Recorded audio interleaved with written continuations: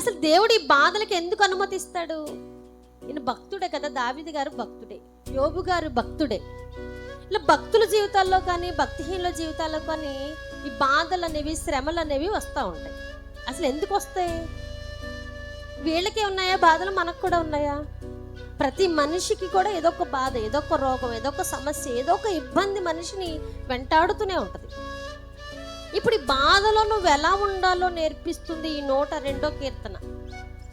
బాధ వచ్చినప్పుడు, శ్రమ వచ్చినప్పుడు, ఇబ్బందికరమైన పరిస్థితులు నీ జీవితంలో చోటు చేసుకున్నప్పుడు నువ్వు ఎలాంటి ప్రవర్తన కనబరచాలో చక్కటి హితోపదేశం చేస్తుంది ఈ 102వ కీర్తన. ఇది ఏంటి? ఈ కీర్తన ఏంటండి? ప్రార్థన. ఒక ప్రేయర్ చేస్తున్నాడు భక్తుడు. ఏ భక్తుడినా? బాధింపబడుతున్న భక్తుడు, రోగం చేత బాధింపబడుతున్నాడు. అసలు దేవుడు బాధలకు ఎందుకు అనుమతిస్తాడు మనకి? చెప్పండి. అసలు దేవుడు భక్తి పరులకు ఎందుకు? భక్తిహీనులు అంటే వాళ్ళు త్రోవ తప్పి బ్రతుకుతున్నారు కదా, వాళ్ళ సొంత మార్గంలో నడుస్తున్నారు కదా, దేవునికి వ్యతిరేకంగా బ్రతుకుతున్నారు కాబట్టి వాడికి శిక్ష వచ్చినా పర్లేదు, మనం కూడా కోరుకుంటాం. మరి భక్తిగా బ్రతికే వాడికి ఎందుకు వస్తున్నాయి శ్రమలు? శ్రమ అనేది మనిషిని ఏం చేస్తుందంటే దిద్దుబాటు చేస్తుంది.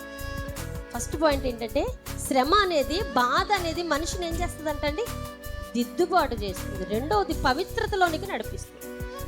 మొదటగా దిద్దుబాటు చేస్తుంది, సరి చేస్తుంది, సెటరేట్ చేస్తుంది. తర్వాత పవిత్రతలోనికి తీసుకువెళ్తుంది. తర్వాత దేవునికి మహిమకరంగా బ్రతకడానికి ఒక అవకాశం ఇస్తుంది అన్నమాట. ఈ శ్రమ, ఈ బాధ మనిషికి లేదనుకోండి, మనిషి భ్రష్టత్వంలోకి జారిపోతాడు.